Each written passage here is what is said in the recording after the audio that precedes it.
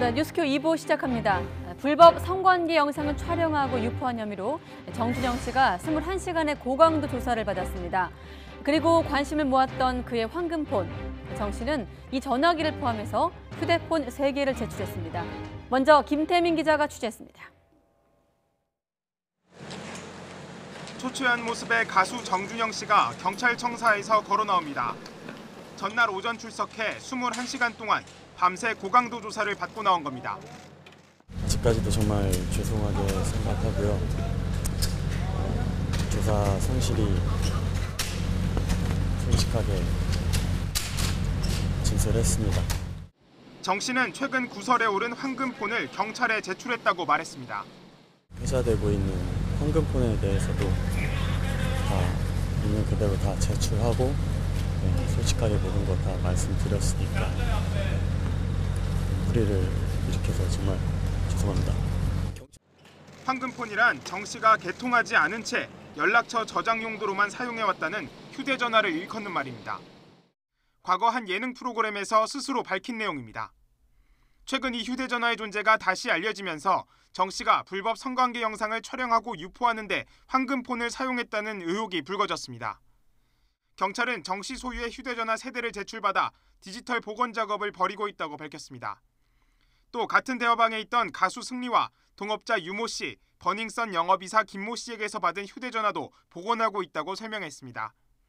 또 혹시 제출하지 않은 휴대전화가 있는지 확인하기 위해 정준영과 승리의 자택에서 압수수색까지 벌였습니다. 휴대전화들을 분석해 문제가 된 카카오톡 대화방의 진위와 전후 배경 등을 명확히 가리겠다는 방침입니다. 경찰은 이번 조사에서 확보한 진술과 새롭게 드러난 증거를 토대로 구속영장 신청 여부를 검토할 계획입니다. YTN 김태민입니다. 네, 그리고 이들의 단톡방에서 언급됐던 경찰총장. 누굴 가리키는 건지 관심이 높았는데요. 총경급 인사라는 진술을 확보한 경찰이 서둘러서 사실 확인에 나섰습니다. 그 인물로 지목이 된 현직 경찰 고위 간부를 불러서 유착 의혹을 포함해서 당시 상황을 추궁했습니다. 안윤학 기자의 보도입니다. 지난 2016년 7월 가수 승리와 정준영이 포함된 문제의 카카오톡방에서 경찰총장이 뒤를 봐주고 있다는 메시지가 언급됩니다. 경찰과의 직접적인 유착 정황이 나온 건데 정식 직제명이 아닌 경찰총장이 누구인지 여러 추측이 난무했습니다. 그리고 정준영 씨와 승리의 동업자인 유모 씨 등을 조사하면서 이 인물이 총경급 인사라는 진술이 나왔습니다. 총경은 일선 경찰서의 서장 직책을 맡는 고위 계급입니다. 경찰은 핵심 단서를 확보한 지 하루도 채 지나지 않아 서둘러 확인 작업에 나섰습니다. 해당 인물로 지목된 경찰청 소속 A 총경을 참고인 신분으로 불러 조사한 겁니다. A 총경은 카카오톡 대화가 오간 당시 강남경찰서에 근무했고 이후에도 핵심 요직을 두루 거친 것으로 파악됐습니다. 당시 A 총경과 연락을 나눈 건 승리와 함께 업체를 세우고 클럽 버닝썬에 투자한 유모 씨. 경찰의 수사무마 정황이 불거진 버닝썬을 포함해 지속적인 유착 관계를 충분히 의심할 수 있는 대목입니다. 이번 사태를 두고 경찰청장이 직접 나서 조직에 명운이 걸렸다고까지 밝힌 만큼 A 총경과 다른 윗선의 개입 등 유착 정황에 대한 수사는 강도 높게 이어질 전망입니다. YTN 안윤학입니다. 네, 절친 명단은 데스노트가 되고 있다는 말이 나올 정도로 처음에 정준영 씨 관련 의혹이 불거졌을 때 함께 거론된 동료 연예인들은 재빨리 해명을 내며 선긋기에 나섰습니다. 하지만 이제 잇따라 말을 바꾸고 있습니다. 박석영 기자가 보도합니다. CN블루 이종현이 정준영과 함께 불법 촬영물을 본 게 사실이라고 인정했습니다. 무관하다고 주장했지만 관련 보도가 나오자 부도덕한 대화를 반성한다며 입장을 바꾼 겁니다. 앞서 지난 12일 경찰 수사 당시 경찰 제시 자료에 문제가 될 만한 발언이 없자 이종현은 자신은 관여한 바가 없다고 발뺌했고 소속사는 이종현의 주장에만 의존해 입장을 전했습니다. 믿었던 만큼 팬들의 배신감은 더욱 커지고 있습니다. 이종현은 활동을 중단하겠다고 했지만 팬들은 퇴출을 강력히 요구하고 있습니다. 법적 대응을 하겠다던 엄포가 무색하게 승리와 정준영의 인맥을 둘러싼 각종 의혹은 잇따라 사실로 밝혀지고 있습니다. 애초 FT 아일랜드 최종우는 친분은 있지만 사건과는 관계가 없다며 일단 잡아댔습니다. 하지만 경찰 유착 의혹 등 추가 보도가 이어지자 은퇴를 발표하고 자신이 특권 의식에 빠져 있었다며 사과문을 올렸습니다. 제일 처음 거론됐던 하이라이트 용준영 역시 개인 대화를 단체 대화로 짜깁기에 보도했다며 펄쩍 뛰었습니다. 그러나 경찰 조사 이후 개인 대화를 통해 불법 촬영물을 받고 부적절한 대화도 나눴다며 그룹을 탈퇴했습니다. 소속사의 발표가 거짓으로 드러나면서 연예인들의 해명에 대한 진정성이 의심되고 있는 가운데 불똥이 어디까지 튈지 몰라 연예계는 좌불안석입니다. YTN 박서경입니다. 네, 그런데 이 정준영 성관계 동영상 사건은 M1 여성 연예인들의 2차 피해로도 이어지고 있습니다. 악성 루머가 급속하게 퍼지자 경찰이 엄단 방침을 밝혔는데 특정인을 거론하면서 허위 사실을 작성, 또 유포할 경우 7년 이하의 징역형을 받을 수 있습니다. 차유정 기자가 보도합니다. 정준영 성관계 동영상 파문 이후 온라인 커뮤니티와 모바일 메신저에선 이른바 지라시들이 쏟아졌습니다. 대부분이 유명 여성 연예인을 불법 촬영 피해자라고 지목하는 내용입니다. 여기 언급된 여성 연예인들의 이름은 곧장 포털 실시간 검색어와 연관 검색어에 오르며 빠르게 퍼져나갔습니다. 이런 식으로 피해본 여성 연예인들은 확인된 것만 10명이 넘습니다. 피해 연예인들은 자신의 SNS를 통해 관계없는 일이라며 직접 해명에 나섰습니다. 일부 소속사에서는 연예인들의 명예와 인격이 심각하게 훼손됐다면서 강력한 법적 대응 방침을 밝히기도 했습니다. 하지만 적극적인 해명과 강력한 경고에도 피해가 계속되자 경찰이 직접 나서 엄단 방침을 밝혔습니다. 당사자들의 명예훼손이나 2차 피해가 심각한 만큼 경찰은 적극적으로 수사해서 이와 같은 행위가 재발하지 않도록 최선을 다하겠습니다. 경찰은 지라시를 단순 유포하기만 해도 명예훼손죄로 처벌받을 수 있다고 경고했습니다. 특정인을 거론하면서 허위 사실을 작성하고 유포하면 7년 이하의 징역형을 받을 수 있습니다. 경찰은 피해자 측의 고소고발이 접수되면 적극적으로 수사하겠다고 강조했습니다. YTN 차유정입니다. 별장 성접대 의혹 등의 당사자 김학의 전 법무부 차관이 대검찰청 과거사 진상조사단을 소환해 불응했습니다. 과거 검찰이 김 전 차관을 무혐의 처분하는 과정에 문제가 없었는지 밝히는 게 진상조사단의 목표인데 이 조사단의 활동 종료 시점이 코앞으로 다가왔습니다. 조성호 기자의 보도입니다. 취재진 수십 명의 방송 중계차까지 서울 동부지검 현관을 가득 메웠습니다. 긴장된 분위기로 6년 전 불거진 별장 성접대 의혹 당사자 김학의 전 법무부 차관을 기다립니다. 하지만 김 전 차관 모습은 볼 수 없었습니다. 대검찰청 진상조사단은 김 전 차관을 상대로 성접대 의혹이 담긴 동영상 속 사실관계와 무혐의 처분받은 과거 2차례 검찰 수사에 대해 직접 물어볼 계획이었습니다. 하지만 예정된 시각이 지나도록 출석하지 않은 데다 연락도 닿지 않으면서 무산됐습니다. 조사단 관계자는 진상규명을 위해 김 전 차관을 직접 조사하는 게 불가피하다며 어떻게든 김 전 차관 측과 다음 소환 일정을 조율하겠다고 밝혔습니다. 그러나 과거 수사 때 혐의를 강하게 부인했던 김 전 차관이 조사단에 나올 가능성은 희박하다는 관측입니다. 특히 조사단에는 검찰과 달리 수사 권한이 없어서 김 전 차관이 출석하지 않아도 강제로 불러 조사할 수단이 없습니다. 조사단은 계속 소환을 거부한다면 비공개로 불러 조사하는 방안도 검토하는 걸로 전해졌습니다. 경찰의 증거 누락, 군 장성 연루 의혹 등이 새로 제기된 가운데 김 전 차관 조사가 불발되면서 재조사 계획도 차질을 빚게 됐습니다. 조사단은 이 사건에 대해서만 오는 31일까지인 활동 기한을 늘려달라고 법무부에 요청할 계획입니다. YTN 조성호입니다. 김학의 전 법무부 차관의 소환 조사가 무산된 오늘 피해 여성은 대중 앞에서 그간의 심정을 털어놨습니다. 검찰이 뚜렷한 증거를 무시한 채 무혐의 처분을 내렸다며 공정한 조사를 눈물로 촉구했습니다. 이경국 기자의 보도입니다. 성접대 의혹을 받는 김학의 전 법무부 차관의 소환 조사가 무산된 날, 피해 여성은 용기를 내 취재진 앞에 섰습니다. 짙은 선글라스와 모자, 마스크로 얼굴을 가린 채 떨리는 목소리로 검찰 조사를 회상했습니다. 저는 피해 내용에 대해 구체적으로 진술하였고 제 진술은 조사 중인 내용과 일치하였습니다. 하지만 결국 허공의 메아리에 불과했고 검찰은 얼굴을 알 수 없단 말만 반복했다고 설명했습니다.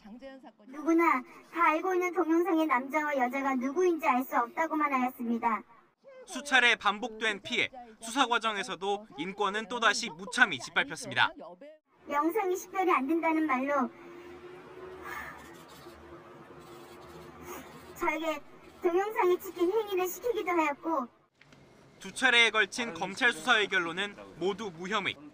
여성은 자포자기하는 심정으로 살아왔다며 공정한 수사를 촉구했습니다.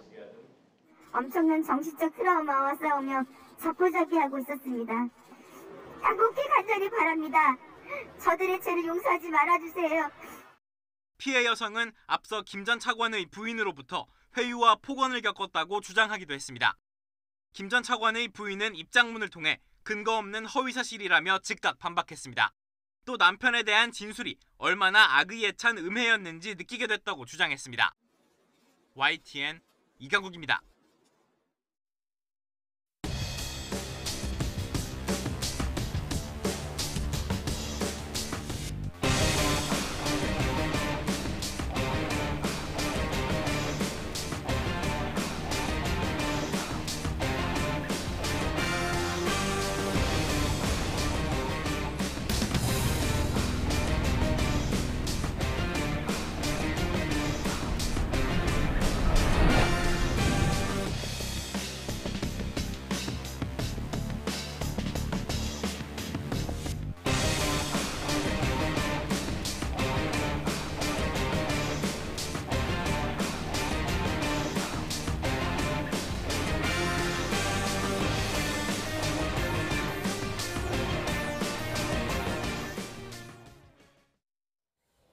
네, 먼저 별장 성접대 의혹과 관련해 당사자인 김학의 전 차관이 오늘 공개 소환에 나오지 않으면서 진상조사 역시 차질이 불가피해 보입니다.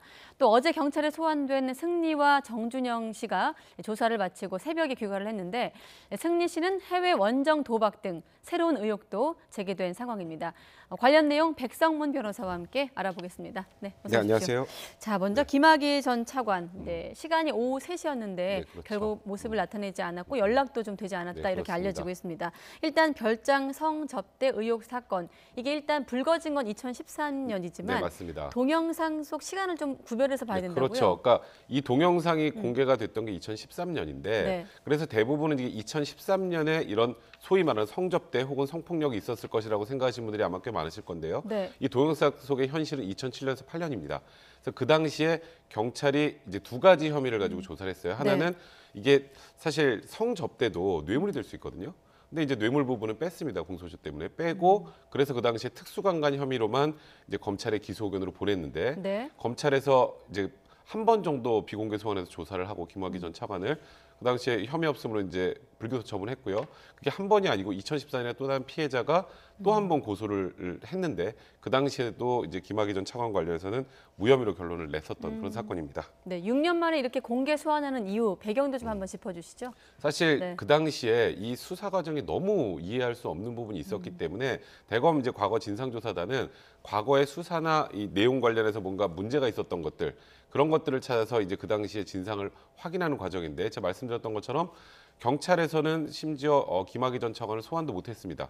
왜냐하면 김학의 전 차관이 나는 경찰 조사에는 협조를 안 하겠다라고 해서 네. 경찰은 말 그대로 자료만 보고 판단을 해서 이 정도면 특수강간 혐의는 충분히 인정이 되겠구나라고 판단해서 이제 기소를 넘겼는데 네. 검찰에서 사실 이 정도 사건이라면 한 번 이상 조사를 해야 됨에도 불구하고 한 번 정도 조사하고 불기소를 했고요. 그리고 이제 여기서 이제 가장 큰 문제가 뭐냐면 그 당시에 동영상이 두 가지 버전이 있습니다. 하나는 좀 흐릿해요. 그래서 경찰이 최초에 확보했던 이 동영상을 국가수에 보냅니다. 이게 김학의 차관이 맞는지 아닌지 확인해달라. 네. 근데 국가수에서도 100% 확신을 못했어요. 동일인일 가능성이 많다는 정도로 끝이 났는데 문제는 그 이후에 잘 보이는 동영상이 하나 더 있었거든요. 근데 이제 여기서부터 이제 경찰과 검찰의 얘기가 완전히 달라지는데 경찰은 아니 그거 너무 잘 보여서 너무나 누가 봐도 김학의 전 차관이어서 이거는 뭐 국가수에 무슨 뭘 동일인 확인을 뭐하러 하냐. 영상 분석에 의미가 없어서 검찰로 보냈다. 오늘 민감용 경찰청장도 어제 국회에서 그런 얘기 하지 않았습니까? 네. 육안으로 확인이 가능하다고. 그 얘기를 그럼 나온 김에 한번 듣고 네, 갈까요? 그러시죠. 한번 네. 그러면 듣고 민감용 청장의 얘기를 한번 듣고 다시 백 변호사님과 관련 이야기 나누도록 하겠습니다. 네. 흐릿한 영상은 3월에 입수해서 감정을 의뢰했고 명확한 거는 그 후에 5월에 입수했는데 그 육안으로도 그 식별 가능성도 명확하기 때문에 감정 의뢰 없이 이건 동일인이다라는 것으로 검찰에 송치했다고 합니다. 흐릿한 거에 대해서 지금 가능성을 배제할 수 없음이라는 감정서까지 받아놨음에도 불구하고 무혐의 처리를 했다는 것이 지금 문제가 되는 거네요. 네, 그렇습니다. 그럼 경찰은 지금 수사를 정확히 다 했다는 거고요. 네, 검찰에 올라가서 이것이 그냥 없어졌다는 얘기가 되는 거네요. 네, 지금 김민기 더불어민주당 의원의 얘기에 좀 덧붙여서 지금 보면 경찰은 수사를 정확히 했다는 거고 검찰에 올라가서 없어진 게 아니냐 이런 이제 문제 제기를 한 건데 앞서 얘기랑 좀 맥락이 있어요. 좀 연결해서 그러니까 얘기해 주세요. 지금 이 민감용 경찰청장 얘기는 그때 당시 수사팀에 확인을 해보니까 그 두 개의 영상 중에 하나는 너무 명백해서 국가수에 보내지 않았고 검찰로 보냈는데 그때 검찰로 보낼 때 이게 중요한 겁니다. 기소 의견을 보냈거든요. 근데 검찰에서 이제 불기소가 나온 거예요. 근데 이제 검찰에서는 지금 오히려 지금 경찰에서 증거 자료를 누락해서 올렸다라는 지금 취지의 얘기를 하고 있는 상황이기 때문에 지금 뭐 사실 검찰에서 이런 얘기를 하거든요. 아니 그렇게 명확한 것을 왜 그럼 국가수로 보내지 않았냐. 근데 경찰 입장에서 아니 너무 명확한데 이걸 왜 국가수로 보내느냐. 이건 육안으로도 가능한데. 그래서 지금 검찰과 경찰이 그때 당시에 누가 수사를 잘못한 것인지에 대해서도 지금 서로 양쪽이 대립하고 있는 상황입니다. 그래서 대검 진상조사단에서 이제 네, 맞습니다. 이 수사를 하고 있는 건데 이 수사단의 어떤 권한이라고 해야 될까요? 수사의 권한? 그럼 어떻게 지금 좀 객관적으로 볼 수 있습니까? 지금 수사라는 표현을 쓰셨는데 수사가 아닙니다. 이거는. 조사인가요? 네, 진상조사입니다. 조사. 그러니까 이것도 굉장히 많은 분들이 좀 잘못 알고 계시는데 이 진상조사위원회에서 진상조사를 하는 이유는 쉽게 말해서 기소하기가 어렵기 때문입니다. 그래서 그때 당시에 무언가 수사 과정에 잘못된 것이 있는지를 들여다보는 것이기 때문에 사실 오늘같이 김학의 전 차관이 소환 요구를 했는데 안 나오면 원래 수사기관은 어떻게 하나요? 한 번 정도 더 부르고 체포합니다. 그렇죠? 체포영장을 발부하는데 지금 강제수용 권한 자체가 없어요. 여기는 진상조사기 때문에. 그래서 지금 현실적으로 이게 분명히 한계가 있을 수밖에 없다는 지적도 나오고요. 또 경찰 입장에서는 지금 대검 진상조사단에서 마치 경찰이 지금 증거자를 누락해서 올렸다는 얘기들이 나오기 시작하니까 이 조사도 믿을 수 없다고 지금 경찰 입장을 밝히고 있는 상황이기 때문에 사실 지금 여기서 진상조사가 다 끝이 나면 이제 다시 이제 수사가 시작되지 않겠냐는 얘기도 누군가가 이제 보통 하시는 분들이 있는 것 같은데 그거는 현실적으로 좀 어렵습니다. 공소시효 문제 때문에. 그럼 만약에 이제 김 전 차관이 뭐 소환에 응해서 조사가 새로 시작이 돼서 어떤 다른 결과가 나온다 하더라도 특별히 달라질 건 없는 건가요? 그러니까 지금 이 공소시효 안쪽에서 이 지금 현재 우리 영상 말고 또 다른 그런 범죄 혐의가 인정이 된다면 완전한 가정입니다. 그렇다면 이제 뭐 기소까지도 가능할 수 있겠지만 지금 현재 그 당시에 수사가 이루어져서 불기소 처분했던 그 사건 관련해서는 현실적으로 지금 뭐 다시 기소를 할 수는 이제 공소시효 완료 때문에 없는 그런 상황입니다. 네, 그러면 그렇다 보니까 이 사건을 특검이나 좀 청문회로 가져가야 되는 거 아니냐 이런 또 문제 제기도 있거든요. 여기에 대해서는 어떻게 생각하세요? 근데 사실 특검으로 간다고 공소시효가 연장되지는 않습니다. 그러니까 특검은 사실상 큰 의미는 없고요. 그러니까 특검으로 가야 된다면 결국 어떤 부분이냐면 그 당시에 검찰 혹은 경찰이 뭐 이런 이상한 결과가 나오게 된 데 대해서 뭔가 불법적인 요소들이 없었는지 그럼 그 당시에 수사했던 수사검사가 뭘 잘못한 건 없었는지 그 부분과 관련해서는 뭐 직권남용이나 직무유기 같은 걸로 아직까지 공소시효 남아서 처벌할 수 있기 때문에 그런 부분들에 관련된 특검은 모르겠지만 김학의 전 차관을 그때 혐의로 처벌하자는 쪽에 이제 특검은 사실상 좀 의미가 없는 상황인 거죠. 그렇군요. 그러면 현재 상황에서 대검 진상조사단 차원에서 가장 적극적으로 좀 조사를 할 수 있는 부분이 있다면 어떤 부분입니까? 그러니까 지금 진상조사위에서 사실 가장 중점을 두고 바라보고 있는 건 김학의 전 차관의 혐의 부분이 아니에요. 김학의 전 차관의 혐의는 사실상 지금 얼굴까지 육안으로 확인 가능하다고 하다면 피해자 진술까지 있으면 이거는 뭐 혐의 입증은 지금 현실적으로 크게 어려운 상황인데 다만 이건 공소시효 문제가 걸려 있어서 나중에 이제 기소하기가 어렵다는 문제가 있는 거고 그럼 도대체 왜 그때 그런 어처구니 없는 결과가 나왔느냐. 이 민감용 경찰청장 얘기대로 육안으로 얼굴이 확인할 수 있는 그런 동영상이 있고 피해자 진술이 있음에도 불구하고 걔 왜 그 당시에 무혐의로 그것도 한 번 조사에 끝이 났는지 그러니까 그때 수사 과정에 문제가 없었는지를 정확하게 확인해서 앞으로 이런 일을 반복하면 안 된다라는 취지의 조사를 하고 있는 것이 지금 대검의 과거 진상조사입니다. 아, 그렇군요. 자, 김학의 전 차관 별장 성접대 의혹 사건 여기서 좀 얘기를 마무리 짓고 그 다음으로 넘어가 보죠. 승리와 정준영 씨 관련. 자, 먼저 이번 버닝썬 사건에서 경찰 유착 의혹이 지금 이제 제기가 되고 있습니다. 그렇습니다. 일단 우선 경찰총장은 총경급 인사다 이런 진술이 나오면서 이제 경찰도 좀 서둘러서 수사에 나서고 있죠. 그러니까 어제 정준영 씨 그리고 승리 씨 그다음에 그 유리 그 홀딩스의 네. 유모 대표 이렇게 조사를 받지 않았습니까? 근데 일단은 그 경찰과의 유착 의혹과 관련해서는 유모 대표가 핵심 인물입니다. 그러니까 유모 대표가 뭔가 힘을 써줬다는 취지의 이 얘기들이 단톡방에 많이 나왔기 때문에 그래서 아마 그 유모 씨를 통해서 이 사람의 이름이 나오지 않았을까라고 일단 추정을 하고 있는데 네. 말씀하셨던 것처럼 최초에 굉장히 희한한 재밌는 단어가 나오죠. 경찰총장. 그래서 경찰청장도 아니고 경찰청장과 검찰총장을 총장, 섞였냐 네. 뭐 이런 얘기도 있었어요. 근데 이제 앞쪽에 경찰이 들어있었기 때문에 총장과 청장은 일반인들이 충분히 헷갈릴 수 네. 있거든요. 그래서 경찰 쪽 인사일 가능성이 많다는 얘기를 했었는데 뭐 그래서 그 당시에 그 당시에 경찰총장 서울지방경찰청장까지 전부 아니라고 지금 뭐 먼저 막 부인하고 나서지 않았습니까? 네. 근데 어제 이제 진술이 나온 건 이 경찰총장 소위 경찰총장이라는 인물은 총경급 그러니까 경찰서장급의 인물로 지금 확인이 돼서 오늘 지금 소환돼서 조사를 받고 있는 상황입니다. 네. 지금 아까 김학의 전 차관 사건 성접대 의혹 관련 별장 그 관련 사건 같은 경우는 지금 검찰의 어떤 수사에 대한 논란이 있는 거고 이번 그렇습니다. 버닝썬 사건 같은 경우는 지금 경찰 의혹 유찰 의혹이 있는 상황에서 네. 경찰이 수사를 하고 있어요. 네, 맞습니다. 그러다 보니까 또 검찰과 경찰의 어떤 수사권 조정에 대한 신경전으로 좀 불똥이 튈 수도 있을 것 같은데. 그러니까 이게 더 큰 문제가 뭐냐면요. 네. 이제 권익위에서 모든 자료를 경찰에 넘긴 게 아니라 대검에 넘겼죠. 네. 그래서 중앙지검에서 이제 수사를 하기로 했다는데 그럼 과연 이제 경찰을 배제하고 중앙지검에서 수사를 계속 할 것인지 아니면 수사 지휘를 하면서 경찰과 같이 할 것인지. 근데 일단 국민들은 이번 버닝썬 논란과 관련해서는 경찰을 많이 신뢰하지 못하고 있는 상황 아니겠습니까? 그러니까 네. 결국 이게 검찰 올라가게 된 거고요. 그리고 아까 김학의 차관 건 같은 경우는 물론 경찰이 부실 수사했다는 주장도 있지만 네. 아무래도 검찰 쪽에서 뭔가 문제가 있었던 게 아니냐라는 얘기가 나오는 상황이라 예. 지금 검찰과 경찰에 대해서 국민들이 바라보는 불신이 너무 크고 그래서 이걸 수사를 누가 해야 제대로 된 결과가 나오는 것이냐 네. 그에 대한 의구심도 많고 그러다 보니까 경찰과 검찰 내에서 서로 굉장히 좀 기싸움을 하고 있는 게 아닌가 그런 네. 분석이 많습니다. 경찰도 그런 걸 의식해서 좀 굉장히 많은 인원을 투입해서 네, 이번 그렇습니다. 사건을 지금 다루고 있는데 좀 지켜봐야 될 것 같고요. 자, 일단 좀 구체적으로 강론으로 들어가서 먼저 승리 씨 입영 연기 신청에 대한 의사를 밝혔습니다. 네. 그렇게 되면 좀 수사하는 입장에선 시간을 좀 벌 수 있는 건가요?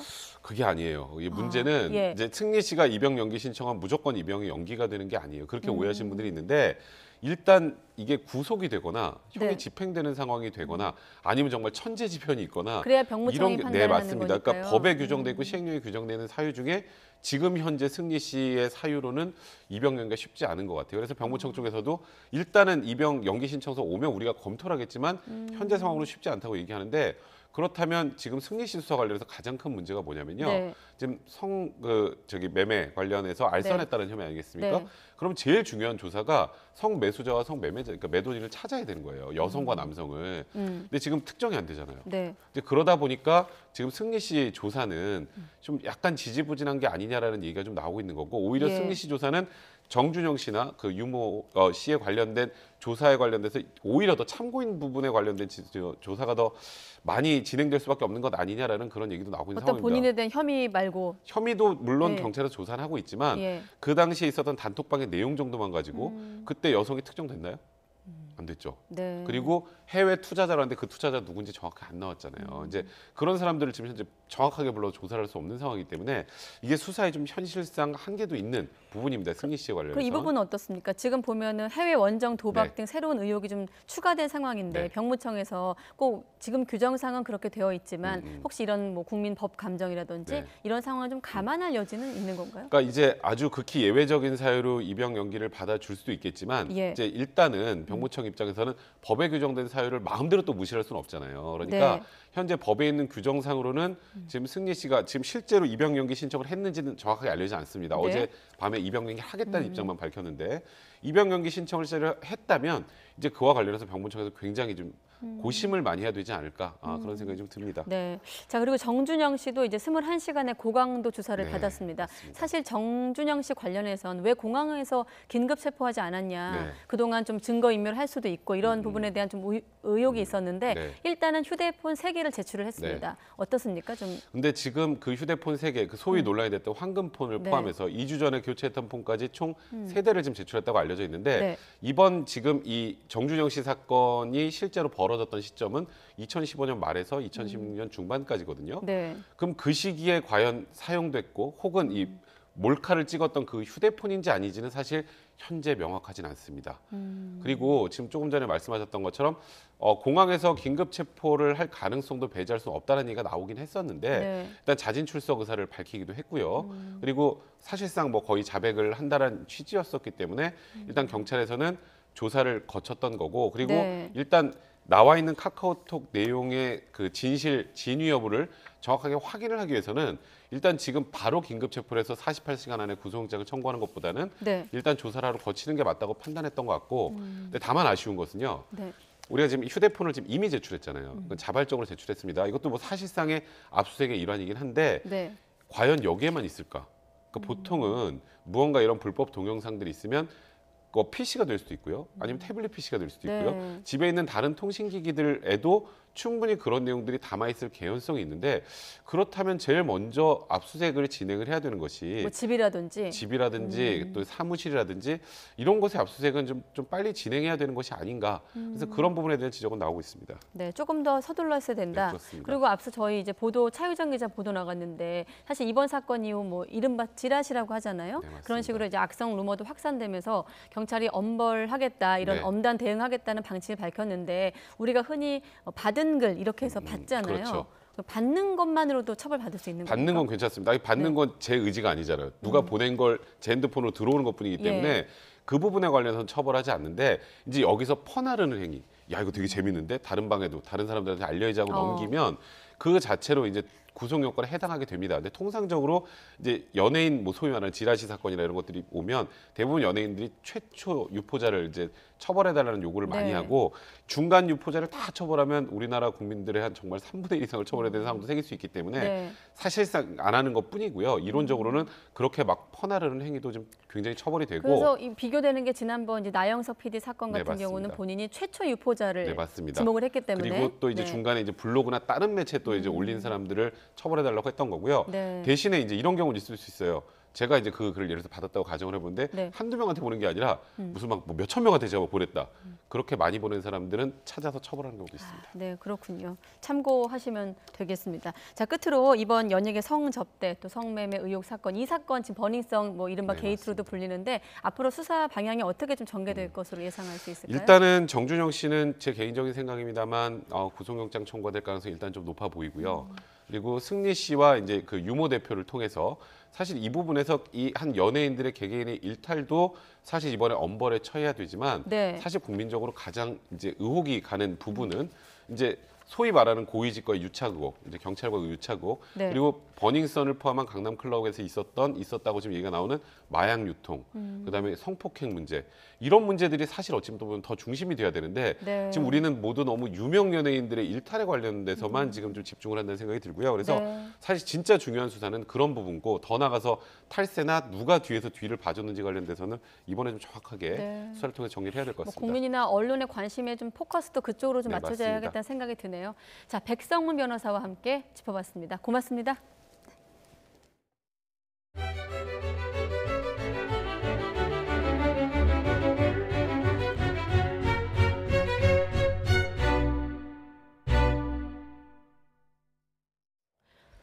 네, 여야가 평행선을 달리면서 내년 4월 15일 치러질 국회의원 총선의 선거구 획정안 법정 시한을 결국 넘기게 됐습니다. 애초 자유한국당을 빼고 여야 4당이 선거제 개편 방안을 신속 처리 안건으로 추진하기로 했었지만 바른미래당과 민주평화당 내부에서 반대 목소리가 나오고 있는 데다가 한국당이 결사 저지 입장을 보이면서 해법 찾기가 쉽지 않은 상황입니다. 최기성 기자가 취재했습니다. 중앙선거관리위원회 관계자들이 출석한 국회 행정안전위원회에선 선거제도 개편을 둘러싼 여야의 기싸움이 팽팽했습니다. 선진국들이 비례대표제를 폐지하고 있다는 자유한국당 나경원 원내대표 발언을 두고 공방이 이어진 겁니다. 사무총장이 자기 범위에 있는 그런 얘기를 왜 해요? 그 판단은 국민들이 하는 것이지 이채희 의원님이 하시는 거 아니니까 좀 계세요. 의원 정수 300석 고정과 석패율제 도입 등을 포함해 단일안을 도출하기로 했던 민주당과 야3당 사이 이견이 좁혀지지 않으면서 협상도 지지부진합니다. 심야 의원총회까지 열었던 바른미래당 지도부는 강행 의사를 피력했지만 당 내부에선 민주당이 원하는 대로 가면 안 된다는 반발과 고위공직자 비리 수사처 법안 등과 연계 처리는 바람직하지 않다는 반대 여론이 거셉니다. 선거제는 합의제로 처리되어야 되기 때문에 패스트트랙 자체에 반대하고 옳지 않다라고 하는 의견을 주신 의원님들도 상당히 있었습니다. 호남 지역 의원들로 구성된 민주평화당에선 여당이 제시한 지역구 225석, 비례대표 75석 안이 확정되면 호남 의석수가 줄어들 수 있다는 우려의 목소리가 나옵니다. 민주당이 제시하는 300석 이내에서 부분적인 연동형 비례대표제를 도입하는 안에 대해서는 저는 거부해야 한다고 생각합니다. 선거제도 개편 패스트트랙 추진에 반발하고 있는 자유한국당은 이미 밝힌 대로 비례대표제를 폐지하고 의원 정수를 30명 줄이는 법안을 당론으로 발의했습니다. 동시에 여야 사당의 공조 균열 조짐을 파고드는 모습입니다. 바른미래당이 지금 패스트트랙 세우겠다는 것은 여당 공수처법에 들러리 쓰겠다는 겁니다. 저는 바른미래당의 양식 있는 의원님들의 그런 양식을 믿습니다. 여야가 평행선을 달리면서 내년 4월 15일 치러지는 총선의 선거구획 정안 법정 제출 시한은 결국 넘기게 됐습니다. 여야가 예고한 시한을 넘겨 협상을 이어가기로 했지만 각 정당과 의원 개개인의 이해관계가 걸린 선거제 개편 논의가 표류하는 것 아니냐는 우려가 나옵니다. YTN 최기성입니다. 네, 김정은 수석 대변인 연설로 여당의 반발을 불러왔던 자유한국당 나경원 원내대표가 이번엔 반민특위가 국론을 분열시켰다는 발언을 하면서 논란이 커지고 있습니다. 당장 여당은 역사인식에 문제가 많다며 스스로 친일임을 인정했다고 반발했는데 한국당은 이에 대해 문재인 정부가 친일 프레임을 더 씌운다고 반박했습니다. 조은재 기자가 보도합니다. 자유한국당 나경원 원내대표는 해방 이후 반민특위 활동이 결과적으로 국론을 분열시켰다고 거듭 소신을 밝혔습니다. 그러면서 정부 여당이 한국당에 친일 프레임을 씌우고 손혜원 의원 부친처럼 좌파 사회주의 운동을 한 사람들에겐 서훈을 준다고 공격했습니다. 친일 청산 잘 됐어야죠. 여기에 대해서 반대하는 사람이 어디 있습니까? 반민특위 활동이 잘 됐어야 됩니다. 그런데 결국 그것이 국론 분열로 가져온 부분이 있고 더불어민주당은 나 원내대표는 일본 아베의 수석 대변인이냐며 역사인식에 문제가 많다고 들불처럼 일어났습니다. 이런 망언이 계속되기 있기 때문에 자유한국당을 극우 반민족당이다. 나경원 대표의 이름이 나배경원이다. 친일 청산이 제대로 되지 못했던 것이 역사의 아픔으로 남고 국민을 분열되게 만들었던 것입니다. 아무 말 대잔치를 중단해 주시기 바랍니다. 민주당은 또 김학의 전 차관의 이른바 별장 성접대 의혹과 한국당의 연관성도 꼬집었습니다. 당시 청와대 민정수석이던 곽상도 의원과 법무부 장관이던 황교안 대표가 이 사건을 몰랐을 리 없다며 의혹을 제기했습니다. 지휘, 감독 책임자인 자유한국당 황교안 대표와 곽상도 의원은 즉각 사건의 진실을 밝히기 바랍니다. 이에 대해 황교안 대표는 수사 외압이나 관여는 전혀 없었다고 강조했습니다. 검증 결과 문제가 없다라고 제가 들었습니다. 임명이 됐고 임명이 된 뒤에 의혹 제기가 있었어요. 그리고 나서 본인이 사퇴했죠. 그게 전부예요. 역시 연루 의혹을 부인한 곽상도 의원은 문재인 대통령이 과거 변호사 시절 친일파 유족의 재산 환수 소송을 변호한 일이 있다며 누가 친일파냐고 역공을 펴기도 했습니다. 117억인가 하는 돈을 유족들에게 환수받아갈 수 있게 했습니다. 친일파 재산은 국고로 기속시키고 하는 게 정상이지 않습니까? 이 친일 문제도 대답은 없고 청산하자고 합니다. 본인들은 어떻게 청산하죠? 나경원 원내대표의 김정은 수석 대변인 연설 이후 장외 막말 난타전이 이어지는 형국입니다. 다음 달 재보선을 앞두고 지지층을 결집하겠다는 계산까지 더해지면서 여야의 발언 수위가 더 격화되고 있습니다. YTN 조은지입니다.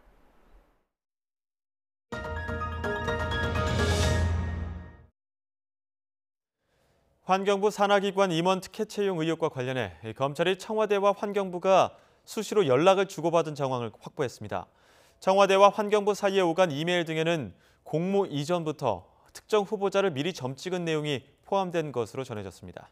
박기환 기자의 단독 보도입니다. 문재인 정부 들어 새로 임명된 환경부 산하기관 임원은 20여 명입니다. 이 가운데 당시 특혜를 받은 것으로 의심돼 검찰 조사를 받은 인물은 절반 수준인 10여 명에 달합니다. 환경공단 임추위에서 특정 후보 밀라는 지시 받으신 적 있으신가요? 말씀 좀 해주시겠어요? 앞서 환경부 압수수색에서 확보한 자료를 분석한 검찰은 청와대와 서로 연락을 주고받은 구체적인 정황을 다수 확보했습니다. 여기엔 산하기관 인사 관련 내용이 담긴 이메일 등이 포함된 것으로 알려졌습니다. YTN 취재 결과 이 가운데는 특정 후보자의 이름이 언급된 이메일도 포함된 것으로 전해졌습니다. 주목할 것은 이 같은 청와대와 주고받은 이메일이 각 산하기관 임원 공모를 앞두고 이뤄졌다는 점입니다. 특히 공모가 활발히 진행된 지난해 4월에서 9월 사이에 집중된 것으로 추정됩니다. 임원 채용 시기에 맞춰 수시로 낙점자를 찍어보냈다는 의심이 제기되는 대목입니다. 청와대에서 이름이 담긴 이메일이 오면 환경부는 이후 해당 후보자에게 면접용 내부 자료, 이른바 모범 답안을 보낸 것으로 알려졌습니다. 실제로 이런 특혜를 받은 것으로 지목된 인물 상당수가 산하기관 임원으로 임명됐습니다. 청와대에서 아무런 연락 못 받았습니까? 앞으로 국민의 인사권이 없다고 해주셨잖아요. 검찰은 김은경 전 장관을 다음 주 정도 불러 청와대 관련 여부 등을 조사할 방침입니다. 환경부 산하기관 임원 채용을 둘러싼 청와대와 구체적인 연락 정황이 드러난 만큼 이메일을 주고받은 실무자들에 대한 수사가 불가피할 전망입니다. YTN 박기환입니다. 자유한국당 김성태 의원은 딸의 KT 특혜 채용 의혹이 세간의 뜬 소문으로 제1야당 전임 원내대표를 겨냥해 정치 공작으로 기획된 정황이 다분하다고 주장했습니다. 김 의원은 입장 자료를 통해 딸은 2년여의 힘든 파견 비정규직 생활을 하다가 KT 정규직 공채에 응시해 시험을 치르고 입사했다고 거듭 강조했습니다. 이어 수사검찰조차 김성태 의원이 채용 청탁을 부탁한 정황은 확인되지 않았다는 마당에 여론몰이식 넘겨짚기로 수사를 유도하는 언론 보도 행태는 자제해달라고 밝혔습니다. 자유한국당 이양수 의원은 문성혁 해양수산부 장관 후보자의 장남이 한국선급에 입사하는 과정에서 특혜 채용으로 의심할 만한 정황이 나왔다고 주장했습니다. 이 의원은 보도자료를 통해 문 후보자의 아들이 한국선급 입사 당시 전체 지원자 146명 가운데 학점 기준으로 139등을 했는데도 불구하고 서류 전형 합격자 25명에 들어갔다고 밝혔습니다. 또 항목마다 1,000자 이내로 쓰라는 자기소개서에 360여 자씩만 쓰고도 만점을 받았다고 지적했습니다. 이에 대해 한국선급 측은 경력직 서류 전형 배점에서 학점에 대한 배점은 전체 100점 가운데 5점에 불과하고 자기소개서 분량을 1,000자 이내로 작성하라는 지침을 제시하진 않았다고 해명했습니다. 조동호 과학기술정보통신부 장관 후보자가 장남 특혜 채용 논란에 휩싸였습니다.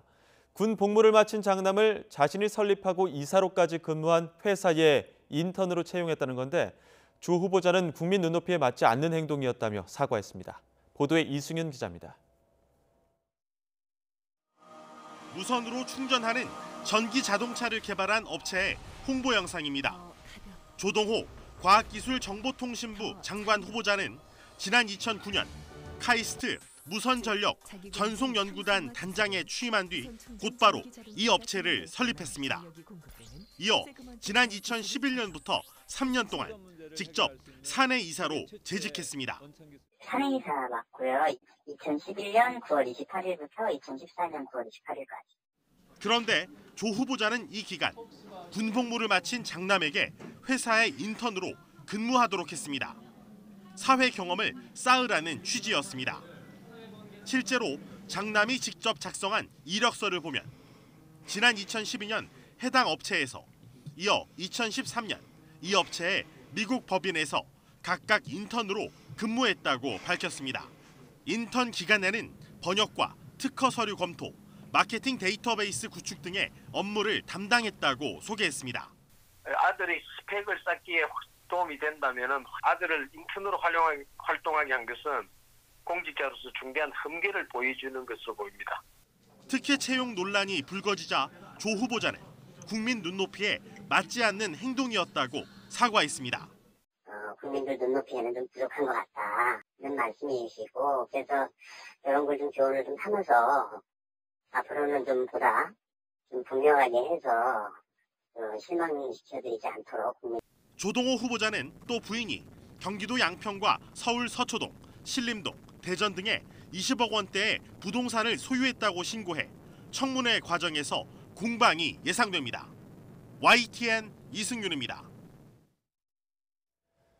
여야는 국회 행정안전위원회 전체회의에서 조혜주 중앙선거관리위원회 상임위원회 문재인 대선 캠프 특보 활동 여부를 놓고 공방을 벌였습니다. 자유한국당과 바른미래당 등 야당 의원들은 조 상임위원을 상대로 대선 이후 더불어민주당의 선거 백서에 문재인 캠프의 공명선거 특보로 이름이 올라가게 된 경위를 따져 물었습니다. 이에 대해 조 상임위원은 지난 대선 당시 문재인 후보 캠프에서 일한 사실이 없다고 거듭 강조했고, 여당 의원들은 조 의원이 중립적으로 선관위를 이끌 적임자라며 엄호에 나섰습니다. 원세훈 전 국정원장이 이명박 전 대통령의 항소심 재판에서 직접 자금 지원을 요청받은 적이 없다고 증언했습니다. 오늘 서울고등법원에서 열린 이 전 대통령 재판의 증인으로 나온 원 전 원장은 지난 2010년 청와대에 2억 원을 제공할 당시 청와대 기념식의 제작비가 부족하다는 말을 들었다며 이 전 대통령이 직접 자금 지원을 언급한 적은 없다고 부인했습니다. 또 이듬해 이 전 대통령에게 제공한 10만 달러도 대북 접촉 활동 명목으로 준 것일 뿐이라며 국정원장 자리 대가로 뇌물을 제공한 돈이 아니라고 반박했습니다. 네, 비핵화 협상 중단을 고려하고 있다는 최선희 부상의 발언을 비롯해서 하노이 회담 결렬 이후 침묵하고 있던 북한이 입을 열면서 북미 간의 기싸움이 다시 시작되고 있습니다. 개성 연락사무소에서 이루어지던 남북 소장회의도 3주째 중단됐습니다. 한현희 기자의 보도입니다. 북미 대화를 이어나가려면 미국의 패권적 발상이 극복되어야 한다. 북한 입장을 대변하는 제1본 조선인총연합회 기관지 조선신보는 미국의 일괄 타결 입장을 패권적 발상이라고 비난했습니다. 관영 매체가 아닌 조총련 기관지를 통했다는 점에서 수위 조절을 한 것으로 보이지만 하노이 결렬 이후에도 미국에 대한 직접적 비난을 삼갔던 것과 비교하면 강경한 발언입니다. 신중한 행보를 보이던 북한이 미국과 맞대응에 나서면서 다시 치열한 삿바 싸움이 시작된 모양새입니다. 북한이 미국에 끌려가지 않겠다는 입장을 표명한 데다 김정은 국무위원장의 공식 성명 발표까지 예고한 만큼 상호 견제 분위기는 당분간 이어질 거란 평가입니다. 다만 미국의 상응 조치를 촉구한 것으로 보아 대화의 판이 완전히 깨지지는 않을 것이라는 관측입니다. 미국의 압박에 굴복하지 않고 나름대로 위협을 할 수 있다는 것을 보여주지만 대화판 자체는 깨지 않는 그 정도 수위가 될 것 같다고 생각하고요. 북미가 다시 기싸움에 나선 때문인지 매주 개성 남북연락사무소에서 진행되던 소장회의도 3주째 멈추는 등 촉진자 역할을 맡은 우리 정부의 고민도 깊어지게 됐습니다. YTN 한현입니다. 캄보디아를 국빈 방문하고 있는 문재인 대통령은 미국과의 비핵화 협상 중단을 고려하고 있다는 최선희 북한 외무상 부상의 발표에 대해서 현지에서 보고를 받았습니다. 김의겸 청와대 대변인은 한 캄보디아 정상회담 도중 강경화 외교부 장관이 관련 내용을 문 대통령에게 보고했다고 전했습니다. 이와 관련해 윤도한 청와대 국민소통수석은 어떤 상황 속에서도 북미 협상 재개를 위해 노력하겠다고 밝혔습니다. 한정우 청와대 부대변인도 최 부상의 발언만으로는 현 상황을 판단할 수 없다면서 면밀하게 주시하고 있다고 설명했습니다. 올해 서울 아파트 공시 예정 가격이 12년 만에 최대 상승률을 기록하면서 고가주택 보유자들의 세금도 크게 오를 것으로 보입니다. 압박을 느낀 갭 투자자들이 매물을 내놓으면서 시장은 약세를 이어갈 것으로 예상되고 있지만 양극화가 심화할 거란 우려의 목소리도 나오고 있습니다. 이하린 기자가 취재했습니다. 아파트 공시예정가 조회가 시작되자 생각보다 가격이 높게 책정된 주택 소유자들은 걱정이 앞섭니다.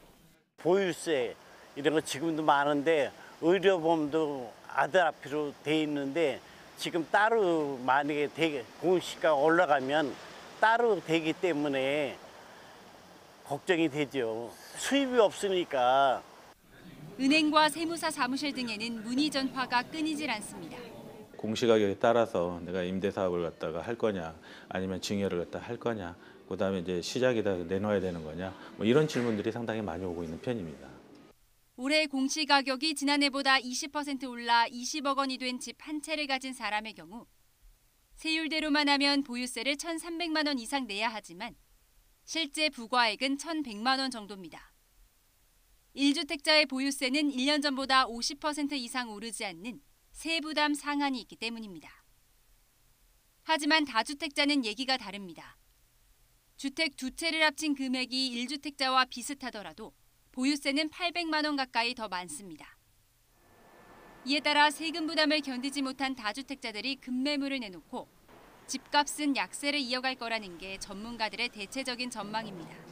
최근에 이제 마용성처럼 이제 집값이 급격하게 오르는 어떤 그런 지역들 같은 경우에는 이제 어느 정도 세액 부담이 좀 늘어나는 만큼 아무래도 이번 공시지가의 상승에 따라서 조금 민감하게 반응할 수도 있지 않을까 이렇게 보여집니다.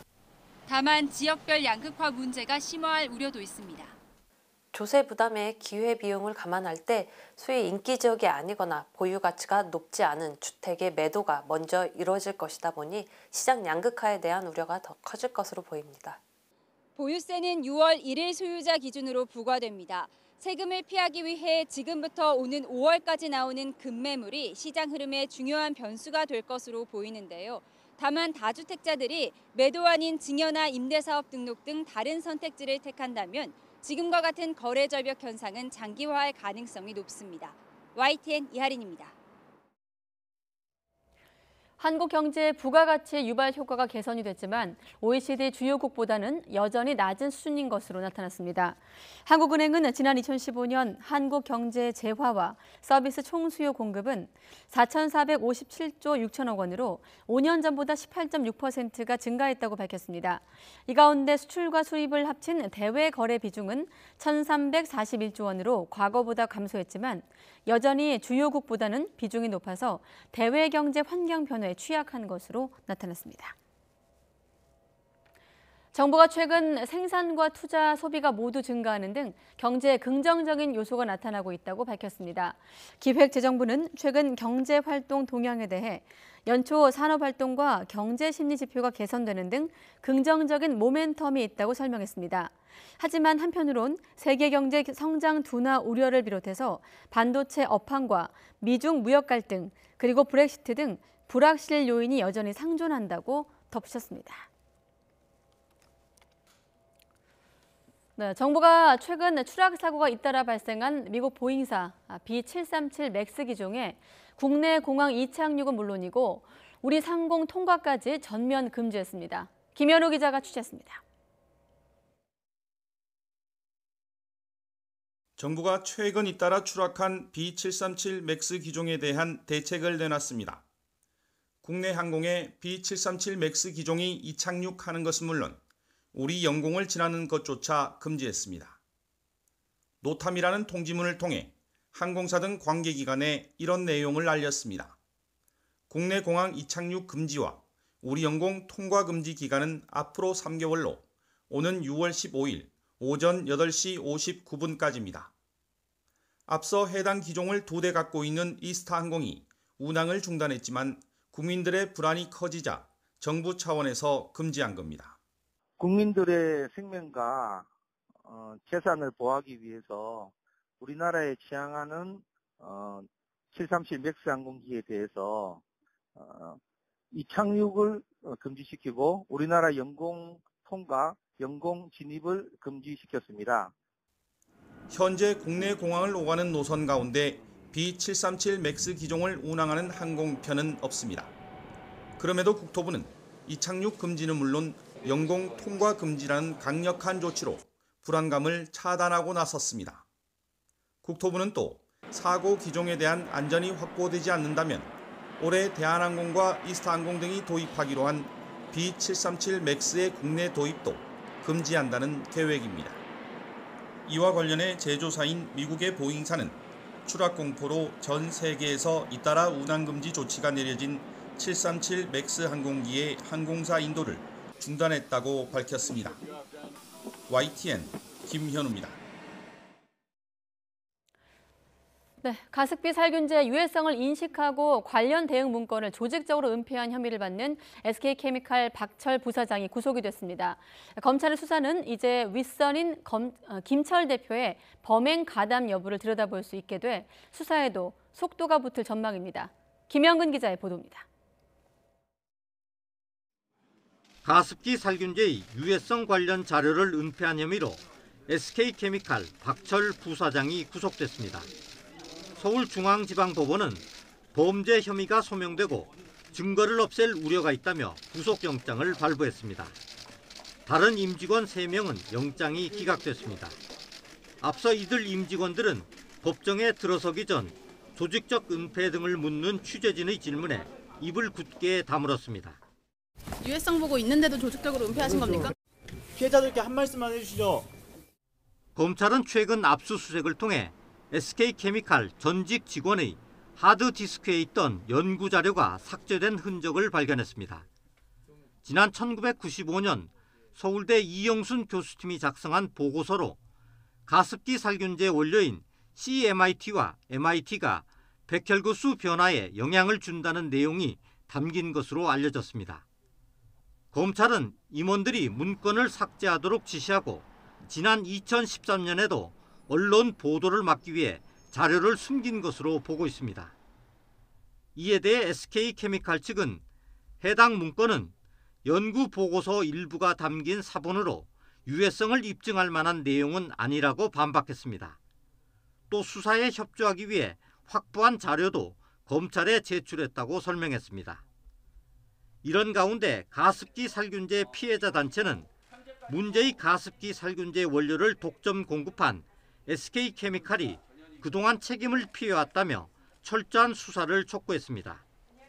SK케미칼 부사장이 구속되면서 최고 책임자인 김철 SK케미칼 대표도 검찰 수사를 피할 수 없을 것으로 보입니다. YTN 김영근입니다.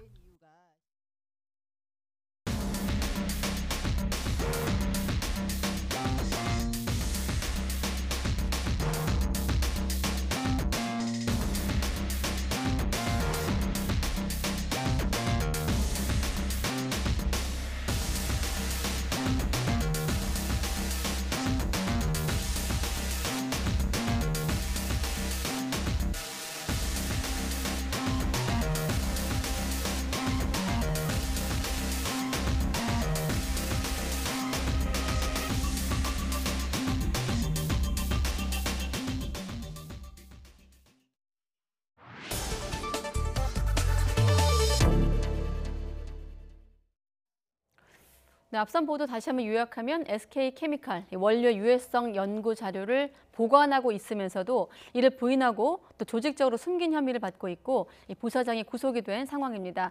또 이 가습기 메이트 판매사 애경산업 전 대표도 재판에 넘겨졌다는 소식이 들어와 있는데 오늘 퀵터뷰에선 이 가습기 살균제 피해자 가운데 한 분이신 이은영 씨와 통화해 보도록 하겠습니다. 네, 안녕하십니까? 예, 안녕하세요. 네, 안녕하십니까는 질문을 드리기도 좀 죄송스럽게 지금 현재도 지금 응급실에 계시다고 들었습니다. 예. 네, 혹시 왜 가셨는지 좀 아드님 때문에 가셨는지 여쭤봐도 될까요?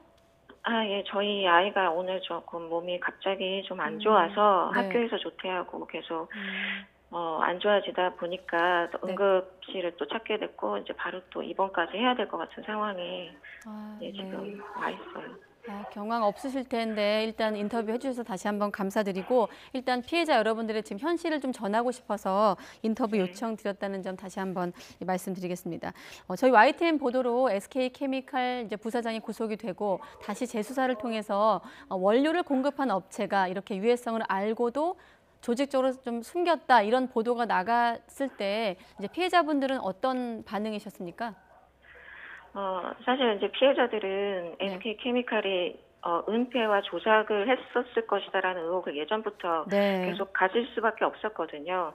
근데 이렇게 이제 이들이 또 맘 놓고 할 수 있었던 데는 관련된 정부 부처들의 문제가 있었다고 저는 판단하고 있습니다. 네. 이들이 좋아하는 주장대로 과학적으로 안전하다라는 근거도 되지 못하는 데 대해서는 신뢰를 주면서 반대로 피해자들이 우리가 이렇게 피해가 어떻게 발생했다. 네. 이것이 여러 자료를 통해서 화학물질 노출로 인한 다양한 피해들을 보고서나 또 저희들도 전문가들 통해서도 확인이 되기 때문에 이 가습기 살균제로 인한 피해다라고 하는 주장은 묵살을 해왔거든요. 네. 근데 이렇게 SK케미칼의 근거도 되지 못하는 이 말도 안 되는 그들만의 주장일 뿐인 이 내용에 대해서 네. 묵인해주면서 오랜 시간이 아무래도 이제 끌고 온 상황이 있고 또 사실대로 SK케미칼은 이제 과거 보고서 조작과 은폐를 했던 옥시와 마찬가지로 네. 문제가 되는 것을 이미 사전에 인지하고 조직적으로 은폐했다는 것이 지금 사실로 드러났다라고 저는 보고 있어서 네. 더 분노하고 화가 날 수밖에 없다고 말씀을 드리고 싶습니다. 네, 지금 이은영 씨께서 피해자들의 어떤 이런 은폐나 이런 의혹에 대해서 당시에 문제 제기를 했지만 묵살을 당했다고 하셨는데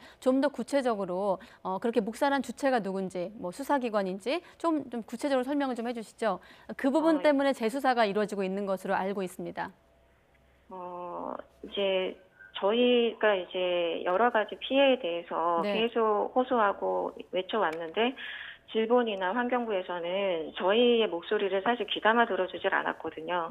피해자 스스로가 이 피해 사실을 입증을 하고 알리고 뭔가 이거를 확인을 하는 과정을 스스로가 해야만 하는 어떤 상황으로 내몰았거든요. 네.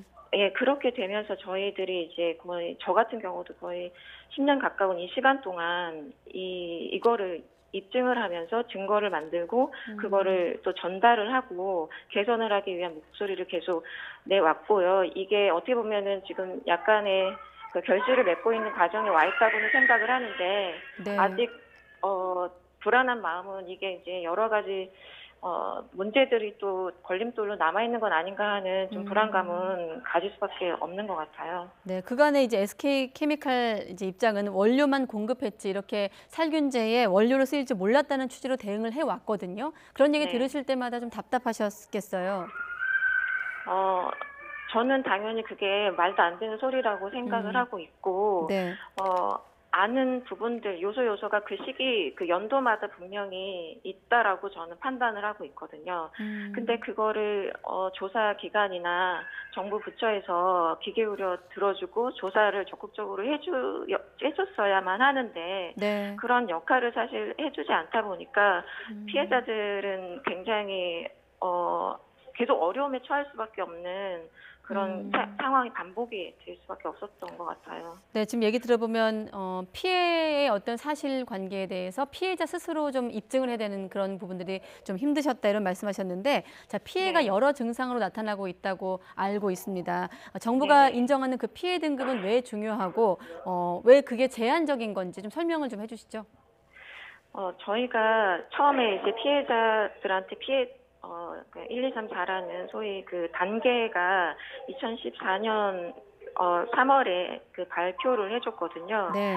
근데 그 부분에 대해서 지금 이제 문제가 되는 거는 그 단계에 대한 설명을 저희가 제대로 듣지도 못한 상태에서 계속 문제가 되는 것들을 네. 좀 수용해주지 않은 그런 오랜 시간이 이제 이어져 왔거든요. 네. 그렇게 되고 또 저희 피해자들이 이 단계가 그러니까 아까 말씀하신 대로 전신의 피해가 있기 때문에 그 전신의 피해에 대한 어떤 인정이나 기준들을 좀 빨리 서둘러서 마련을 해야 되는데 아직까지도 거기에 대한 속도가 너무나 느리고요. 그리고 최근에 어제 같은 경우도 특조위에서 그 심층 분석을 해가지고 발표를 해준 게 있어요, 자료가. 네. 근데 그 자료에서도 보시다시피 거기에 내용이 이제 굉장한 그 울분 이런 것들로 표현이 돼서 알려졌거든요. 네. 근데 그것만큼 저희가 여러 가지 전신에 의한 또 정신적 이렇게 복합적으로 나타나기 때문에 네. 가습기 살균제 증후군의 개념으로 이거를 접근하지 않으면 이 해결 방법이 정말 없다라고 저도 판단이 되기 때문에 네. 이런 식의 접근을 빨리 정부에서 해줬으면 하는 바람입니다. 네, 짧게 한 가지만 더 여쭤보겠습니다. 지금 어쨌든 재수사를 통해서 많이 늦었지만 재수사를 통해서 뭐 증거인멸 부분이라든지 이런 수사가 이루어지고 있는데 피해자와 가족분들 앞으로 어떻게 대응하실 계획이신지 끝으로 좀 말씀 부탁드리겠습니다. 저희가 지금 과거에 이제 16년도에 단체가 소송도 지금 시작을 했었고 했는데 네. 속도가 거의 나질 않고 있었거든요. 왜냐하면 진행된 내용이 없었기 때문에 네. 멈춰 있다고 해도 과언이 아닐 정도로 그런 상태에서 소송도 방치가 되어 있는 상황이었어요. 근데 이번 검찰에서 수사를 해서 정말 제대로 정말 엄격한 어떤 내용을 가지고 이들에게 네. 적용을 해서 그런 결과를 내준다면 저희가 그래도 소송이나 이런 쪽에서 유리한 입장을 또 가질 수도 있고 네. 도움을 좀 받을 수 있다라는 기대를 할 수가 있으니까 좀 검찰에서 그래서 최선을 다해서 정말 저희가 의혹을 더 이상 갖지 않을 수 있도록 좀 더 힘써 주셨으면 하는 바람과 부탁이 같이 좀 해드리고 알겠습니다. 싶어요. 네, 지금 응급실에서 사실 경황이 없는 상황이었는데 저희에게 어떤 좀 현실을 전해주시기 위해서 시간 내주신 점 다시 한번 좀 감사드리고요. 얼른 아들 곁으로 가보시기 바라겠습니다. 예, 감사합니다. 네, 지금까지 가습기 살균제 피해자분 중에 한 분이신 이은영 씨와 통화해봤습니다. 고맙습니다.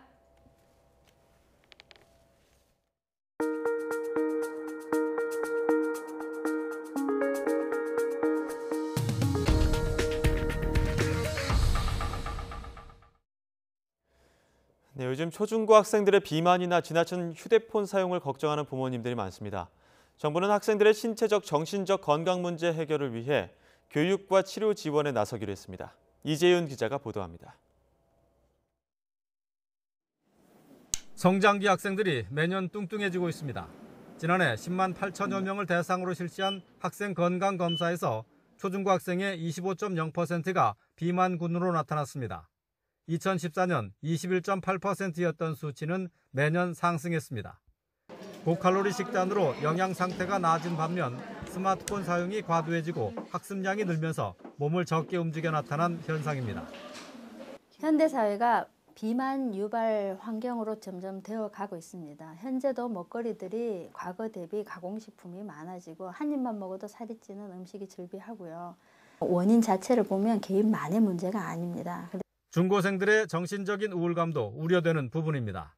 2015년 23.5%에서 지난해 27.1%로 늘었습니다. 2년마다 조사한 아토피 피부염 진단율은 24% 안팎으로 크게 개선되지 않고 있습니다. 이 같은 초중고 학생 건강 개선을 위해 정부가 나섭니다. 비만 학생을 대상으로 대사증후군 선별 검사를 실시해 결과를 제공하고 학교용 예방 프로그램을 보급하는 등 관리가 강화됩니다.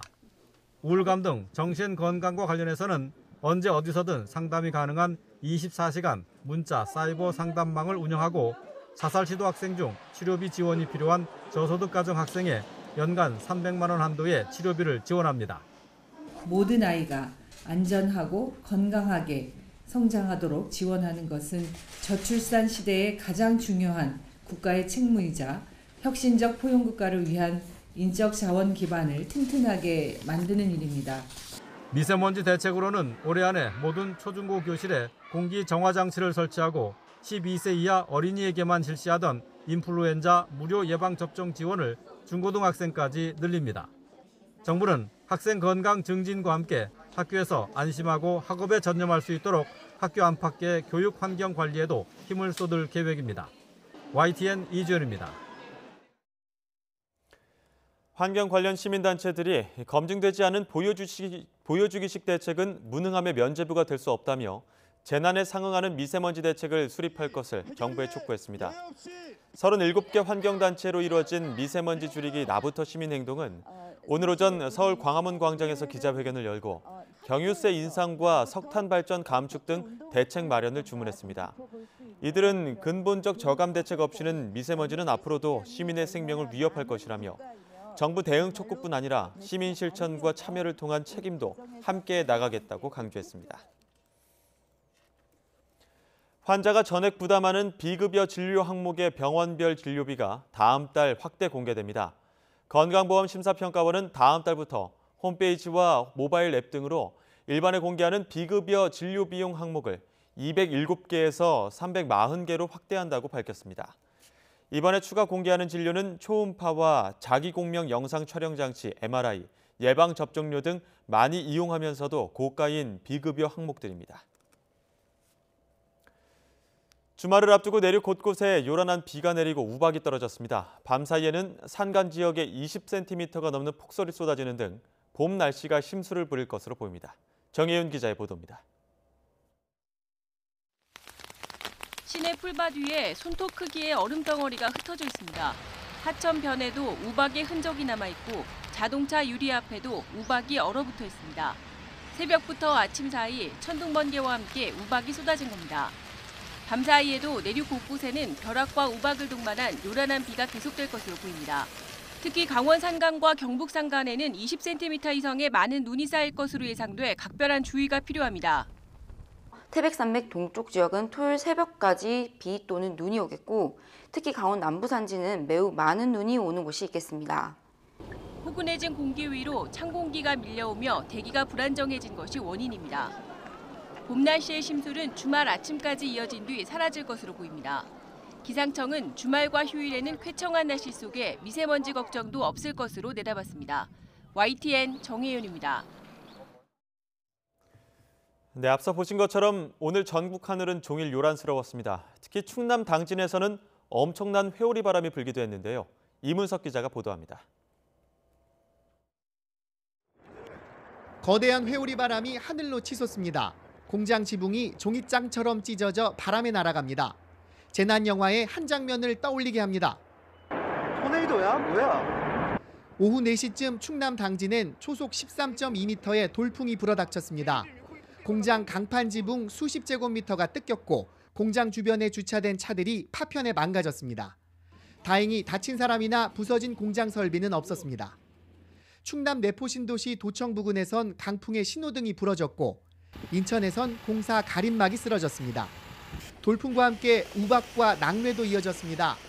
장항선, 천안, 신창, 도고운천역에서 낙뢰로 열차가 수십 분 늦게 운행됐습니다.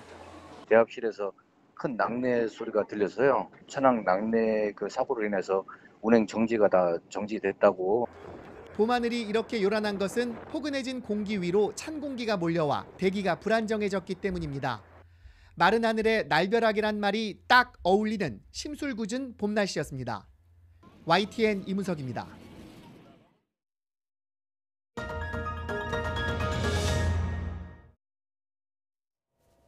네, 서울의 한 사립대학교 얘기입니다. 전공과는 무관한 조교들이 학생들의 시험지를 대리 채점해온 것으로 확인됐습니다. 학생들 사이에선 공공연한 비밀. 조교들은 죄책감에 시달렸다고 폭로했지만 해당 교수는 강하게 부인하고 있습니다. 먼저 홍성욱 기자가 단독 보도합니다. 지난해 성신여대에서 학사조교로 근무했던 A씨. 학생들의 시험이 끝날 때마다 교수에게서 황당한 지시를 받았습니다. 해당 전공 출신자도 아닌데 서술형 시험지 채점을 해야 했던 겁니다. 계약직 신분이라 지시에 따르면서도 죄책감에 시달렸습니다. 양심에도 찔리고 이걸 내가 이렇게 계속 하고 있어도 맞는 건가 하는 생각이 들어요. 2011년 같은 교수실에 근무했던 다른 비전공 조교도 대리 채점 사실을 털어놨습니다. 심지어 영어 해석에 자신이 없었는데 영어 서술 답안지까지 채점했다고 말합니다. 확신되는 문장이 있을 거 아니에요. 그 부분이 더 점수를 많이 준다거나 이런 게 있어야 되는데 저는 그렇진 않고 그냥 반 정도를 썼으면 반 점을 주고 이런 정도로 했으니까 제대로 했는지는 사실 자신은 없어요. 대학 커뮤니티 앱 익명 게시판에도 대리 채점 사실이 올라오면서 이젠 학생들 사이에서도 공공연한 비밀이 됐습니다. 채점을 다른 분한테 맡긴다는 게 일단 이해가 안 갔고요. 교수로서. 교수의 자질이 무엇일까 그런 생각을 좀 했던 것 같아요. 대리 채점을 시켰다는 폭로가 나온 교수는 현재 해당 전공 학과장. 지난 2011년 교수로 임용된 직후부터 일부 과목에서 대리 채점이 있었던 것으로 보입니다. 그러나 해당 교수는 조교와 같이 채점한 적은 있어도 점수 매기는 걸 모두 맡긴 적은 없다며 폭로 내용을 모두 부인했습니다. YTN 홍서욱입니다. 네, 그럼 대리 채점이 다일까요? A4 용지 문서로 정리된 교수 수발 매뉴얼까지 있었습니다. 조교한테 과일을 몇 쪽씩 깎으라는 등 상식 밖의 갑질을 해온 것으로 확인됐습니다. 대학 측은 이 같은 사실을 알고 있었지만 눈을 감고 있다가 뒤늦게 조사에 착수했습니다. 계속해서 차정현 기자가 단독 보도합니다. 교수님이 오시는 날, 담당 조교는 신선한 과일을 준비합니다. 수업 1시간 전, 연구실 책상 위에 껍질 벗긴 오렌지 반쪽, 사과 3분의 1쪽, 배 4분의 1쪽을 올려둡니다. 우유는 반드시 저지방, 특정 제품이어야 합니다. 겨울에는 뜨겁게, 여름에는 차갑게, 교탁 위에는 고가의 수입 홍차를 준비해 놓습니다. 따뜻한 차를 우린 텀블러를 수업 전에 교수님이 수업하시는 교탁에 다른 수업 준비하는 물품과 함께 갖다 놓고 수업이 끝난 뒤에는 그 자리에 그 모든 물건을 그냥 그대로 놔두세요. 그럼 저는 그걸 또 챙기러 다시 들어가서 다 챙겨서 나와요. 이런 업무 지침은 A4 용지 9장짜리 문서로 정리됐습니다. 강의용 기자재 관리 같은 일반적인 조교 업무도 있지만 상당 부분은 먹고 마시는 지극히 사적인 일을 시중드는 것들입니다. 전 조교들은 이 매뉴얼대로 되지 않으면 폭언을 듣기도 했고 교수 사적인 일을 챙겨주느라 점심을 거르거나 수업에 빠지기까지 했다고 증언합니다. 밖에서 같이 점심을 먹고 있다가도 전화 와서 올 때 밥 사와라 이렇게 말씀을 하셔서 밥을 급하게 먹고 이제 저희도 아직 쉬는 시간인데 밥을 사가지고 가야 되고 이랬죠. 요즘 그때 과사가 계속 전화가 울리는 거예요. 하도 전화가 오길래 받았더니 물 좀 떠다 달라고 하시더라고요. 진짜 그분 연구실 문을 열면 바로 앞에 있거든요, 정수기가. 전 조교 중 한 명은 이 같은 교수의 갑질을 지난해 말 학교에 알렸습니다. 그러나 학교 측은 신빙성이 떨어진다며 무시했고 관련 내용이 청와대 국민신문고에 오르고 나서야 자체 조사에 착수했습니다. 해당 교수는 매뉴얼 자체를 본 적이 없고 과일 준비 같은 허드렛 일도 시키지 않았다고 해명했습니다. 성신여대 측은 내부 감사를 통해 정확한 사실관계를 파악한 뒤 해당 학과장에 대한 징계를 검토할 계획입니다. YTN 차정은입니다. 캄보디아를 국빈 방문하고 있는 문재인 대통령은 두 나라가 서로에게 없어선 안 될 중요한 경제 파트너가 되고 있다고 평가했습니다. 문 대통령은 양국 기업인 300여 명이 참석한 비즈니스 포럼 연설에서 한국은 캄보디아의 2위 투자국이며 한국 기업 300여 개가 진출해 있다면서 이같이 말했습니다. 또한 전력을 포함해 산업 인프라 구축과 이중 과세 방지 협약, 인적 교류 확대를 위한 형사사법 공조 조약 등 미래지향적인 협력을 이루자고 강조했습니다. 이른바 미세먼지 해결을 위한 범사회적 기구 위원장으로 추천된 반기문 전 유엔 사무총장이 인천공항을 통해서 귀국했습니다. 반 전 총장은 공항에서 기자들과 만나 위원장직을 수락하겠다고 밝히면서 다만 일각에서 거론되는 정계 복귀설에 대해선 아니라고 선을 그었습니다. 반 전 총장은 조만간 노영민 대통령 비서실장이나 김수현 청와대 정책실장을 만나 미세먼지 범국가 기구에 대해서 폭넓게 협의할 것으로 보입니다. 전남 한평에 있는 박물관에는 황금으로 만든 박쥐가 전시돼 있습니다. 순금 162kg, 가격이 무려 80억 원입니다. 이 박쥐를 훔치기 위해 전시관에 도둑이 들었는데 구경도 못하고 쇠망치만 남긴 채 도주했습니다. 나연우 기자가 보도합니다. 세 남성이 전시관 입구에서 서성입니다. 불빛까지 비춰가며 내부를 살피기도 합니다. 이내 쭈그리고 앉더니 자물쇠를 절단기로 잘라내기 시작합니다. 셔터를 올리고 들어갈 준비를 하는데 마침 이들을 향해 불빛이 비춥니다. 경비업체 직원이 왔다는 걸 눈치챈 이들은 불이 나게 도망치기 시작합니다. 이들이 전시관 진입을 시도한 건 새벽 1시 반쯤. 셔터 뒤에 유리문이 가로막고 있는 데다 경비업체가 빠르게 출동해 전시관에는 들어가지도 못했습니다. 한 명은 차로 도주하고 둘이는 그냥 도보 달려서 뛰어서 도주를 했는데 저희들이 추정하기로는 어느 지점에서 만났을 것으로 추정해요. 전시관 안에는 황금박쥐 조형물이 있었습니다. 순금 162kg으로 만든 진짜 황금박쥐입니다. 조형물을 만들었을 때 27억 원이었는데 지금은 80억 원이 넘는 것으로 알려졌습니다. 경찰은 이들이 황금박쥐 조형물을 털려고 했던 것으로 보고 추적에 나섰습니다. 또 이들이 놓고 간 쇠망치를 확보해 정밀 DNA 감식을 맡겼습니다. YTN 나인호입니다. 흉기를 든 납치범을 용감한 시민 2명이 추격해 경찰과 함께 검거했습니다. 두 사람은 납치된 여성의 표정을 보니 무조건 도와야겠다는 생각이 들어 위험한 상황에서도 물러서지 않았다고 합니다. 김종호 기자가 보도합니다. 흰색 승용차 뒤로 오토바이 2대가 따라갑니다. 승용차에는 여자친구를 흉기로 위협해 납치한 남성이, 오토바이에는 배달 일을 하는 서상현 씨와 구영호 씨가 타고 있습니다.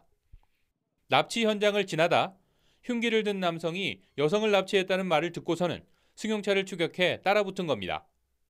강제를 치우고 하는데 여자는 안 가려고 남자는 막 매일 칼 들고 막 치료를 하니까 여자를 강제를 치우고 가는데 그래 나는 여기서 112에 신고하고.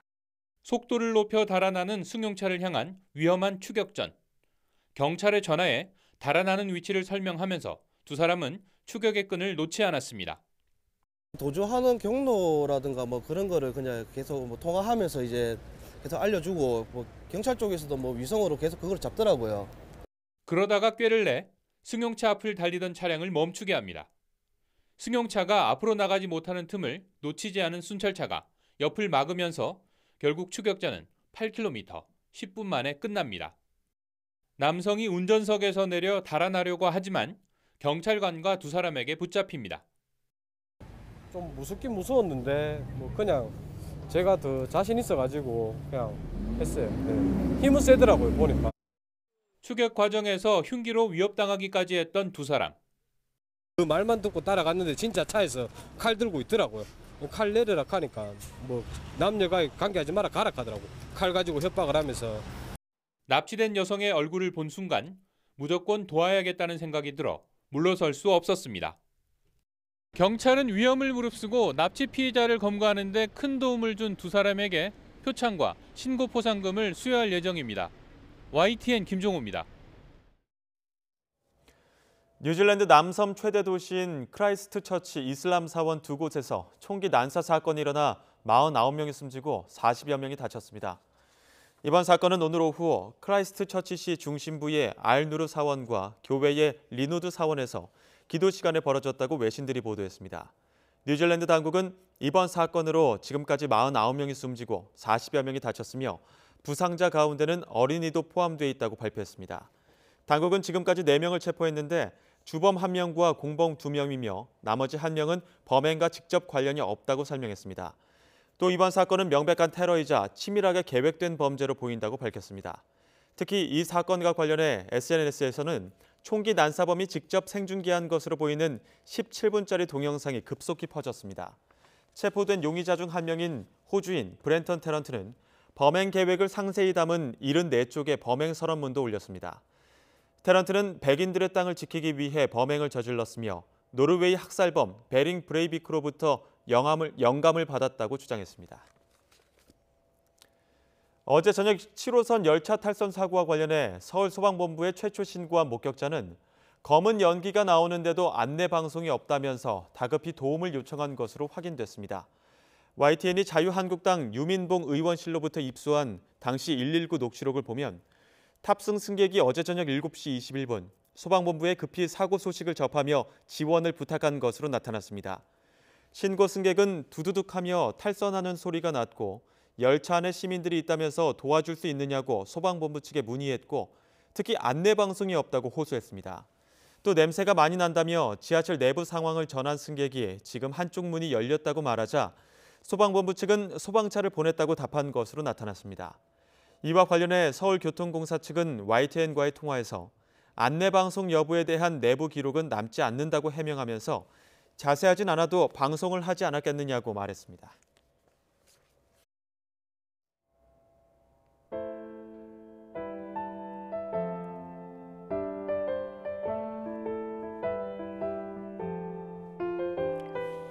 네, 3월 7월 중순인데 눈이라도 내리고 있는 걸까요? 네, 이렇게 우박입니다. 전남 담양에서 시청자분께서 보내주신 영상입니다. 가까이서 보면 우박의 크기가 꽤 크다는 것까지 이렇게 한눈에 확인이 되죠. 대기 불안정이 심화돼 나타난 현상인데 밤사이 내륙 곳곳에 벼락과 우박을 동반한 요란한 비가 계속될 거란 예보가 나와 있습니다. 자세한 날씨 예보는 1분 뒤에 기상센터에서 알려드리겠습니다. 매주 금요일 이렇게 여러분의 사진을 소개하고 있습니다. YTN 제보로 보내주시면 알려드리겠습니다. 뉴스 큐레이터였습니다. 잠깐! 그냥 아무 칫솔이나 쓰시려고요?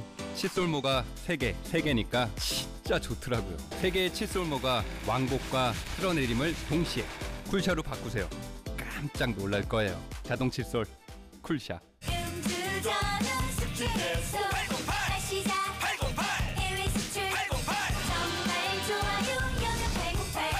신제품 여명천사. 여명천사? 정말 좋아요. 매일 순환하는 깨끗한 물에 이탈리아에서 직접 로스팅한 원두의 맛과 향이 그대로.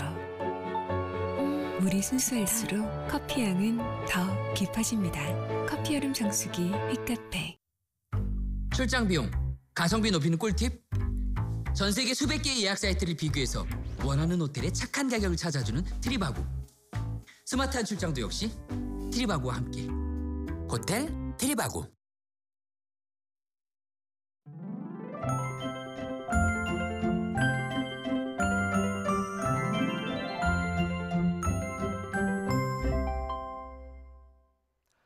오늘 하늘이 흐리고 곳곳에 비가 내렸습니다. 저녁이 되면서 비가 눈으로 바뀌어 내리고 우박이 떨어진 곳도 있는데요. 주말인 내일은 오늘보다 구름량이 줄면서 날이 개겠습니다. 또 아침에는 서울 기온이 0도까지 떨어지는 등 오늘보다 4도가량 낮아 제법 춥겠지만 한낮에는 10도까지 기온이 오르며 포근해지겠습니다. 여전히 곳곳에 비나 눈이 내리고 있는데요. 오늘 밤에는 대부분 그치겠지만 동해안에는 내일 새벽까지 이어지겠습니다. 예상되는 비의 양은 5에서 30mm가 되겠고 강원 산간에는 20cm 이상, 경북 북동 산간과 강원 남부에도 최고 10cm의 많은 눈이 쌓이겠습니다. 피해 없도록 대비 철저히 해주시기 바랍니다. 그 밖에 중부와 남부 내륙에도 1에서 5cm의 눈이 예상됩니다. 내일 아침 기온 오늘보다 3도에서 5도가량 낮겠습니다. 서울 0도, 대전 1도, 광주 2도, 부산 4도로 예상됩니다. 낮 기온은 오늘과 비슷하거나 조금 낮겠습니다. 서울 10도, 대전 12도, 광주 12도, 부산 13도로 예상됩니다. 당분간 예년보다 포근한 봄 날씨가 이어지겠습니다. 다만 다음 주 화요일에는 남해안에, 수요일에는 전국에 또 한 차례 비가 내릴 것으로 전망됩니다. 지금까지 날씨 정보였습니다. 가장 빠른 종합 뉴스 뉴스큐 오늘 순서 마치겠습니다. 함께해 주신 여러분 고맙습니다.